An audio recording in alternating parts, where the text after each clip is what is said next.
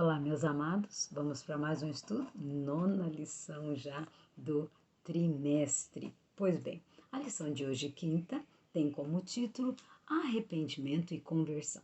Vejam, amados, o autor da lição ele faz um link entre Deuteronômio, né, que é o estudo que nós estamos tendo, e o livro de Marcos, não é? De Mateus, que Jesus e João Batista falam sobre o arrependimento. E o que a gente precisa entender, não é, meus amados? Nós já sabemos, mas é bom relembrar que o arrependimento está literalmente atrelado à conversão.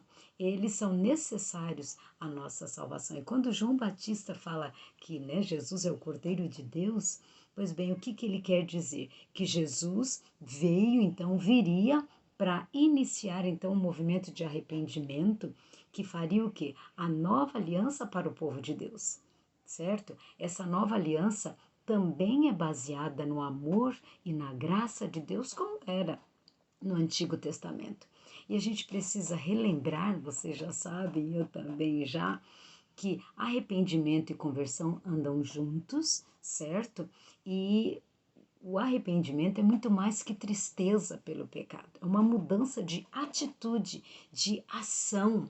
Por quê? Porque o Espírito Santo toca o nosso coração, faz com que nós nos arrependamos e nós vamos reconhecer, então, amados, que sem o Senhor Jesus nós não somos nada, que dependemos dele para nossa total salvação. E o que acontece quando nós, então, mudamos essa atitude, né? Esse modo de ser pela unção do Espírito Santo? Nós ouviremos a voz de Deus, obedeceremos aos seus mandamentos e teremos o nosso coração transformado. E quem pode mudar o nosso coração, amados? Somente o Senhor, sabe? Jesus também começou o seu ministério falando sobre esse arrependimento, para que o povo se arrependesse, se voltassem para ele.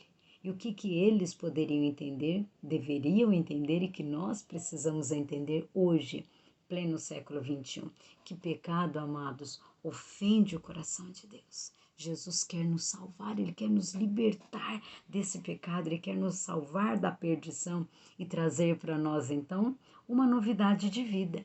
E olha o que diz a lição aqui. Devemos reconhecer nossa pecaminosidade, expressar arrependimento pelos pecados e não apenas as consequências deles. Que nós sejamos como Davi.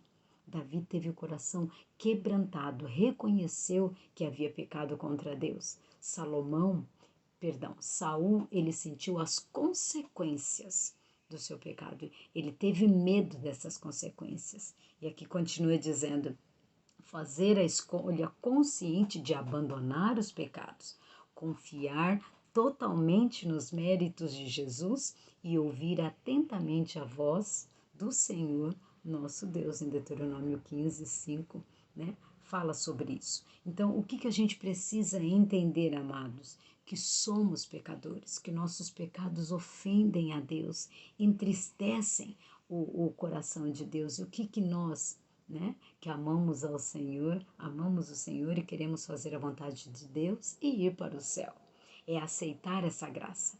A graça de Deus nos alcançou.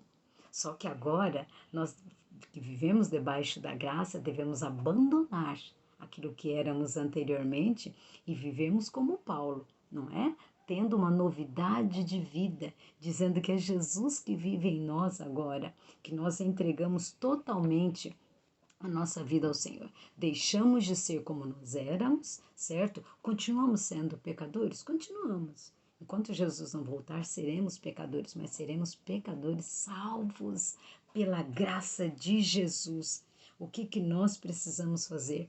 É buscar o Senhor enquanto Ele pode ser encontrado. É nos arrepender, é reconhecermos onde estão os nossos erros, o que entristece o coração de Deus, o que em nossa vida está ofendendo a Deus. Que nós reconheçamos isso, que busquemos o Senhor, que busquemos a unção do Espírito Santo para entendermos, e com a ajuda dele, porque somente com a unção do Espírito Santo, com a conversão que ele nos dá, que ele traz para a nossa vida, é que nós podemos reconhecer que somos pecadores e queremos nos afastar dos pecados. Vamos orar?